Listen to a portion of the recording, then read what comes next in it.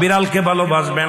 ও মুসলমান শুনে নাও, আল্লাহ নবীজি, ও মুসলমান শুনে নাও, দিলের কান্ডা লাগা শুনে নাও, পৃথিবীর মধ্যে মহামানব যারা আছে দুনিয়ার মধ্যে বিড়ালকে ভালোবেসেছে।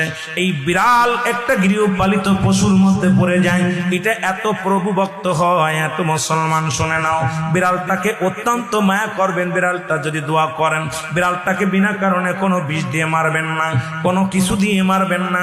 ও মুসলমান শুনে নাও, বিড়ালটাকে যত্ন করবেন। বিড়াল যদি অভিশাপ করে, বিলাই যেটা বলা হয়, অভিশাপ করলে সঙ্গে সঙ্গে আমার আল্লাহ কবুল করে নাই। বিড়ালের অভিশাপে মানুষ ফকির হয়ে যায়, বিড়ালের অভিশাপে মানুষগুলো ধ্বংস হয়ে যায়, বিড়ালের অভিশাপে দুনিয়ার সংসারের মধ্যে অশান্তি লেগে যায়। বিড়ালকে ভালোবাসলে, ও মুসলমান শুনে নেও, এই বিলাইকে ভালোবাসলে, বিলাই যদি দোয়া করে, বিলার দোয়ায় আল্লাহ দরবারে অনেক ফায়দা লুটতে পারবেন। জোরে জোরে চিল্লায় বলা যাবে না মারহাবা। এখানেও নবী বিড়ালকে ভালোবাসতেন। এখনো মক্কা মদিনায় অসংখ্য বিড়াল আছে যারা মদিনায় গেছেন হজ করতে। আমাদের সভাপতি সাহেবও গেছেন। অসংখ্য বিড়াল গুলো দেখবেন মদিনার মনোয়ারায়, রাসূলুল্লাহর রওজার আশেপাশে, কাবা শরীফের আশেপাশে অসংখ্য বিড়াল। ধরে বলেন ঠিক কিনা? এত সুন্দর বিড়াল যারা মক্কা মদিনায় দেখে আসছেন তাদের কাছে জিগাইবেন বিড়াল আছে কিনা আছে। এই বিলাইদেরকে ভালোবাসবেন, বিলাইকে অভিশাপ দিবেন না। একবার এক মহিলা অমুসলমান রাসূলুল্লাহর কদমের মধ্যে একজন বিড়ালকে বিষপান করায় মেরে ফেললো।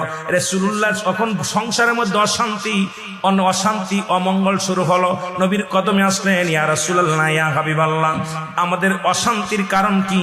জিবরিল আমিন এসে বলে, ইয়া রাসূলুল্লাহ, ইয়া হাবিবাল্লাহ, উনি যে বিড়ালটাকে পালন করতেন, ওই বিড়ালটাকে অনেক কষ্ট দিয়ে মারছে, খানা দেয় নাই, ঘরের ভিতর আটকায় রাখছে, নির্যাতন দিয়ে মারছে।